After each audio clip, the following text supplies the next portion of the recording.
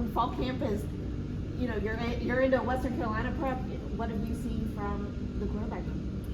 You know, it's quite a bit different when you go into game prep than it is spring ball or fall camp.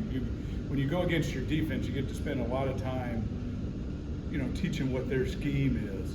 And then when you get into game prep, you have a lot fewer days, and you have to, I tell these guys, they got to learn fast, right? You got to speed read tape, you got to speed read all the notes that we give you and process a lot of information. That's why experience is the best teacher.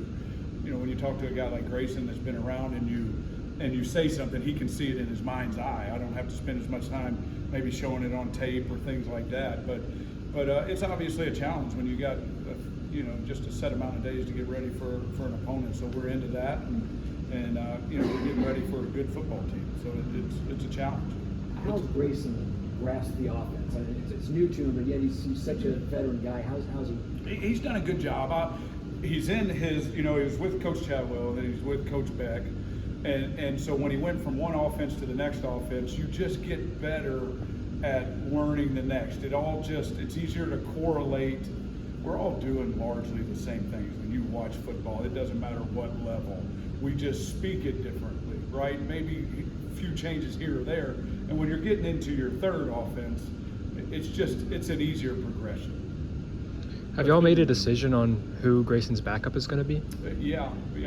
And I would assume Coach, when he wants to have that conversation, is probably the one that needs to have that conversation. What's been your overall impression? I'm sorry. How do you like the depth? You know, I think we're a talented group. You know, Grayson's got a lot of experience. Lex has been around here a long time. Ethan has been around here, you know, a long time and been in the offense. And then now we got a new, you know, really talented young football player. So, you know, I really enjoy my room. I enjoy coaching those guys. I think they're a talented group, but you're always nervous, you know, about staying healthy. You know, staying healthy would be, you know, obviously the best of everything.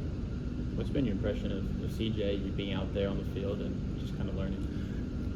You know, he came from such a good program, and they threw the ball so much that his understanding and his spatial awareness is at a higher level than a lot of guys when they first come in. You know, he's played a lot of football for a lot of years with good players, against good players, and he was asked to do a lot of things within that offense. So, you know, he's been impressive with a lot of things he's done.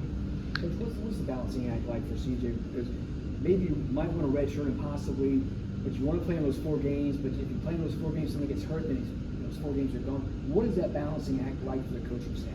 You know, that's a great question, and that's an ongoing discussion that we have all the time. And obviously, you know, we dealt with that last year. You know, so it's been something that we've obviously had discussions about and will continue to have discussions about.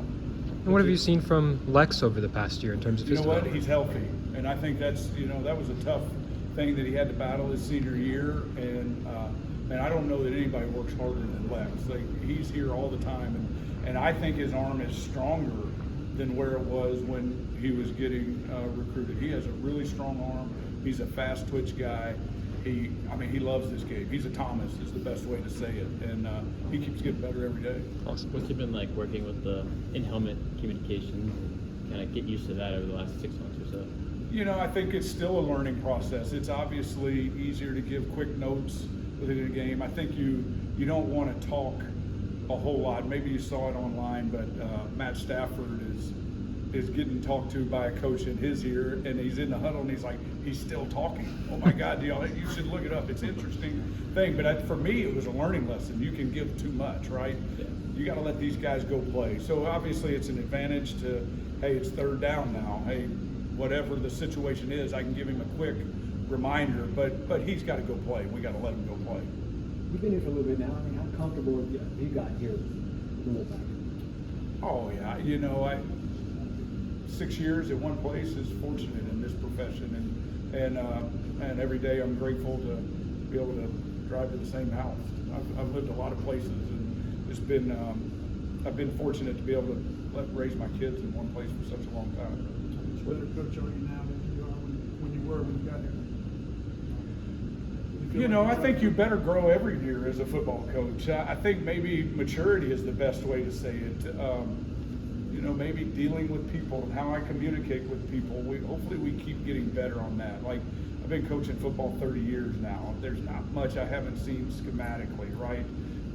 It's probably more relationship based than anything else, and maybe being a dad has helped me grow in that area.